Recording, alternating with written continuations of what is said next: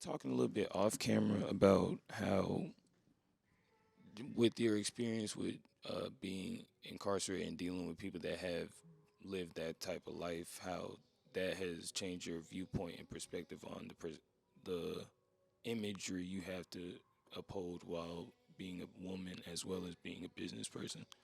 Could you elaborate on that again?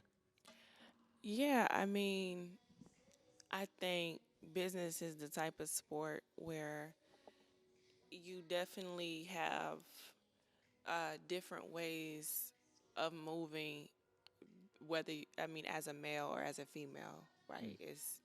It's like playing softball or baseball or women's basketball and men's basketball. Like, to me, business is where you go as a female and how you're able to move is 100% based on how you carry and hold your relationships mm, and the boundaries you set up front about the things that the way you do business. Like, you really have to have a certain character, I feel like, mm. and you have to invest in that constantly.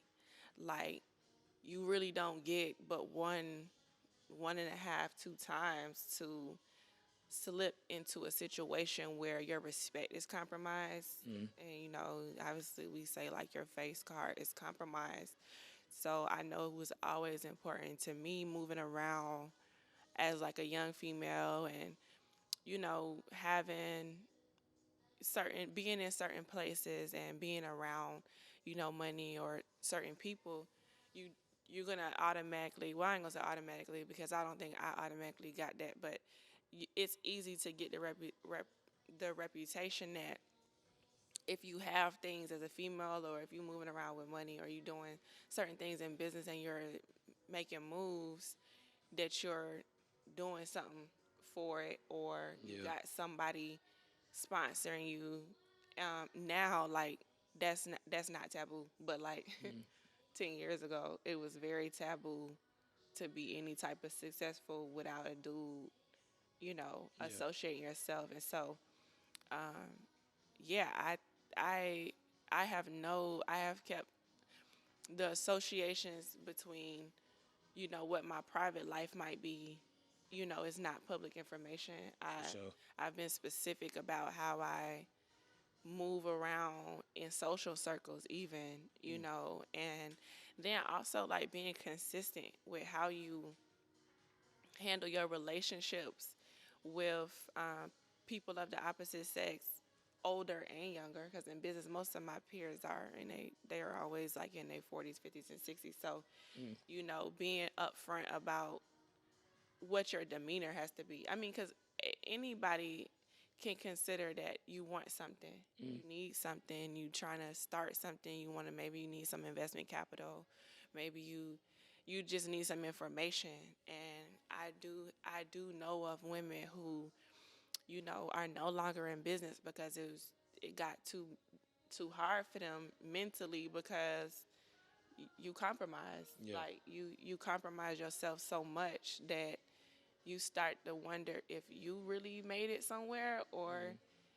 if somebody, if what you had to give away for it, and how far can you get like that. And yeah, like, I remember it being a very difficult thing. So now I love to see that they give more money and opportunity to women in business so that you can go around Mm. going through certain situations.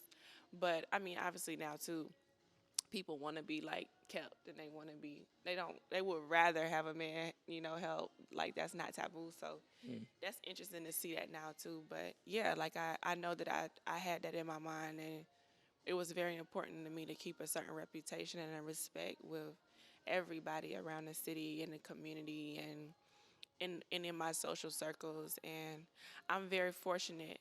I'm very, very fortunate that that was my outcome. Mm. That I don't have any crazy stories. I don't have any crazy situations where someone tried to say I did something or call me out or Yeah. disrespect my name.